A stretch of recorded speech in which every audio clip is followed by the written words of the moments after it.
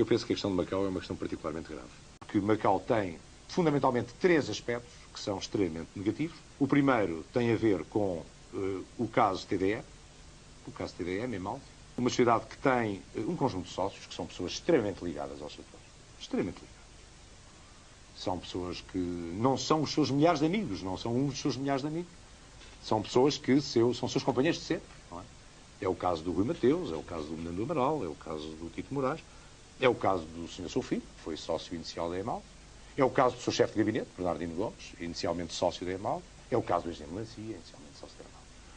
Bom, e esta empresa, a EMAL, faz com o Sr. Roberto Maxwell, portanto um grande potentado internacional, faz uma sociedade chamada EMAL Internacional que vai negociar com Macau. Negociar o quê? Portanto, uma participação na TDM.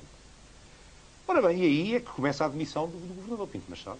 Não é? Porquê? Porque o governador demite-se, recebe uma carta do seu autor, não viu, porque fica impedido de decidir matérias da TDE, porque o seu autor avoca assim e diz que não decide nada sem despacho do seu autor. Isso é as declarações que foram feitas na altura.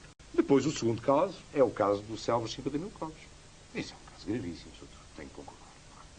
Ou seja, é um caso, isso falo, portanto, é a Procuradoria-Geral da República que deduz realmente acusações. Não, em relação e qual é a sua acusação em relação ao Presidente da República? Por amor de Deus, quer dizer, a minha acusação é fundamentalmente isto. O Presidente da República que despacha com Macau não sabe disto, não conhece isto, permite que isto se verifique.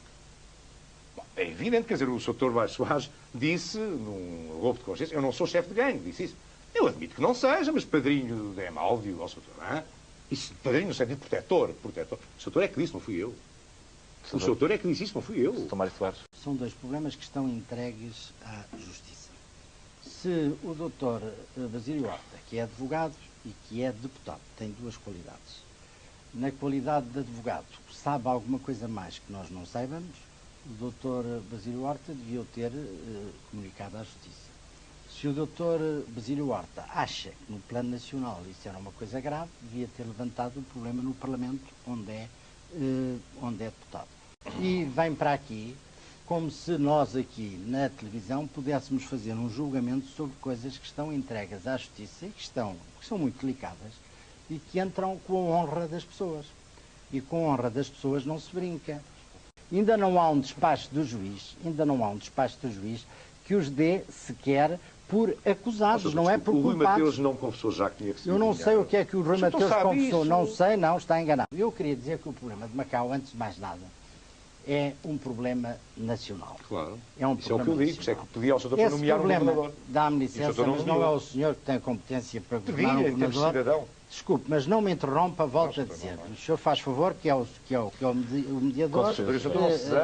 Não me estou nada. Está muito zangado. Doutor Basílio Horta, por favor. O doutor fez espalhar que eu estava zangado. Eu não estou nada zangado e queria por força irritar-me. Não consegue. Não estou a irritá-lo. Eu estou com muito boa acho que estamos e estou até a achar muita graça ao estilo do doutor Basílio Horta. Estou a achar muita graça. Porque o senhor, de facto, tem sido divertido. Bem, eu não sei se o doutor já foi alguma vez a Macau.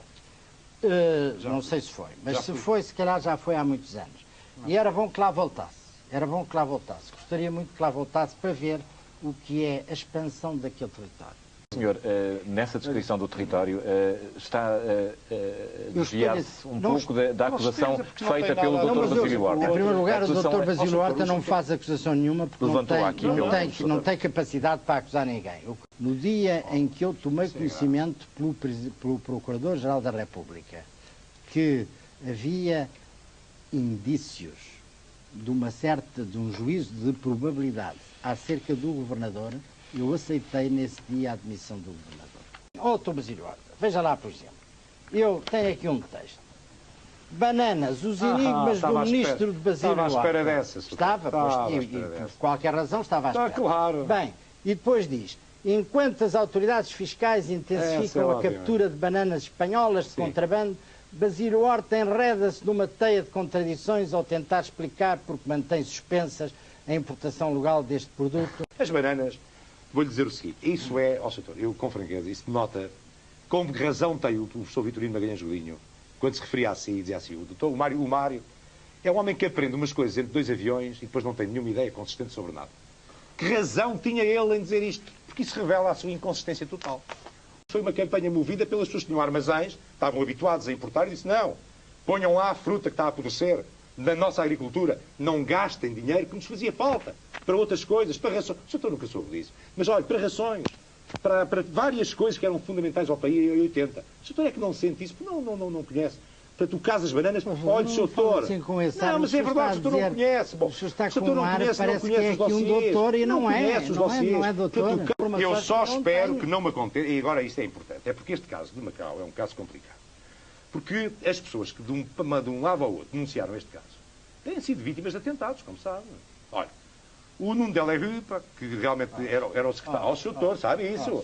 Era o homem que denunciou isso, teve um atentado à porta do carro. Pelo amor de Deus. O Stress Ribeiro foi a pessoa... Ó, Sr. deixa-me acabar agora. Já disse que ia acontecer o mesmo que... Deixa-me acabar, Sr. Ao o Stress Ribeiro, que foi quem divulgou o caso. Alguém acreditou nisso. Desculpe. São atuardos, o não pode fazer atuar. Ó, Sr. eu queria dizer aqui uma coisa à puridade, que o senhor que me conhece há 15 anos, que algumas vezes recorreu a mim. O Sr. também a mim. O Sr. deverá saber uma coisa, é que eu sou uma pessoa impoluta. O Sr. não... Mas os seus amigos não são. Desculpe, eu sou uma pessoa impoluta. Os seus amigos não são. Bem, e eu sou um homem que toda a vida fez política não por dinheiro. Eu fiz política durante o antigamente e durante 32 anos fui para a cadeia, para o exílio, para toda a parte. Não ganhava um tostão com isso. Não está em discussão, Sr. O que está a passar da guerra civil e da fome é fruto da nossa descolonização, Sr. Foi fruto do abandono. E mais, Sr. foi fruto de nós não termos respeitado minimamente os direitos de portugueses que lá estavam. Tinham lá as suas famílias, nós ignorámos. Nós abandonámos completamente o trabalho. Eu vou dizer o que é um atentado para Portugal e o que choca certamente Portugal... Não, agora esteja caladinho. Estou calado, Sr. Exato. O Sr. não tem estado. Caladinho não tem estado. Não, eu tenho ouvido. Está bem, agora, por favor. Depois de 14 anos de guerra, com estropiados, com mortos, com desertores, com gente que não queria ir combater por esta ou por aquela razão, mas que se negava a fazer o combate, que era o combate que devia fazer. A tropa não, a tropa combateu. Bem, alguma tropa. Mas... quando há o 25 de Abril, quando se produz o 25 de Abril, porquê é que se produziu o 25 de Abril? E porquê é que o regime caiu como um fruto apodrecido? É verdade, senhor. Exatamente porque a tropa, toda a tropa, não queria continuar a combater, porque sabia que a guerra não tinha solução militar. Mas não é. Eu estou à vontade para falar disso. Sabe porquê?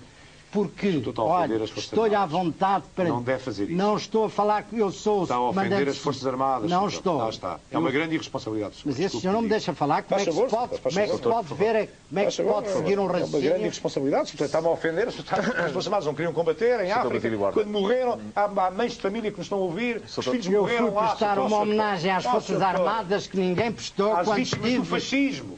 Não foi. Eu fui prestar uma homenagem às Forças Armadas portuguesas na Guiné, com uma manifestação hostil deles, no momento, toda a gente sabe. E eu tirei aí o chapéu. Vítimas do fascismo. Então, deixe estar com o chapéu tirado e ouça um bocadinho o que eu quero dizer. E quando eu começo a tentar parar a guerra, porque havia manifestações em Lisboa... Sim, mas não estava lá o Sr. Doutor na altura. Estava preso no Congresso do Porto. Não estava preso. Preso e sou no Governo. E eu a defender a liberdade. Não, o Sr. Doutor sabe muito bem que em relação ao Governo... O Sr. Doutor sabe muito bem que em relação ao Congresso do Porto, se houve alguém que levantasse a voz e que vos defendesse, fui eu. Do Governo. Mas eu levantei a voz. E se alguém que me chamou aflitivamente do Congresso do Porto e me pediu auxílio... Foi o Dr. Freitas do Amaral. Foi o Dr. Freitas do Amaral, como sabe. Agora quero lhe dizer uma coisa. O Sr. Doutor é deputado do CDS. Sabe perfeitamente que o general Galvão de Melo, no CDS, uma vez quando se levantou este problema na Assembleia da República, teve a grande nobreza, e foi daí que nós ficámos amigos, e eu tenho essa dívida, para com o general Galvão de Melo se levantar a voz no Parlamento e dizer: se há alguém que não tem culpas da descolonização, é o Dr. Mário Soares. O Sr. não tinha, passou a ter. O Sr. Basílio Horta, em relação à descolonização, tinha no passado algumas ideias que eram sensatas, moderadas e sérias. Ultimamente anda com muito mais companhia. Dr. Mário Soares. Eu quero dizer aos portugueses que lamento que este debate não tivesse tido a elevação que teve o debate, por exemplo, com o professor Freitas do Amaral. Lamento, porque não tive, infelizmente, à minha frente um homem com a mesma qualidade Eu, antes de mais, dizer ao Sr. Doutor que compreendo que o Sr. Doutor tenha preferido aquilo do Dr. Freitas do Amaral, porque esse debate o Sr. Doutor ganhou e este perdeu. Eu percebo que o Sr. Doutor tenha entendido... É a sua opinião. É a minha opinião. Não será de telespectadores. Bom, agora não me deixa falar. Em segundo lugar, represento uma geração. Uma geração que tem da política uma visão nova e diferente. E eu honro-me de ter a minha candidatura. Gente nova, gente de trabalho, gente que trabalhou, Sr. Dr. Mário Soares, que sabe o que é trabalhar. Em terceiro lugar, eu tenho um estilo diferente. Um estilo de austeridade, sobriedade. Os dinheiros públicos são para ser poupados. Portugal é uma sociedade que está-se a modernizar. Necessita de olhar para a frente. O socialismo é olhar para trás. Sr. Basílio Borda. É tudo, Sr. Muito obrigado por ter vindo. Sr. Mário, muito obrigado por ter vindo à primeira página.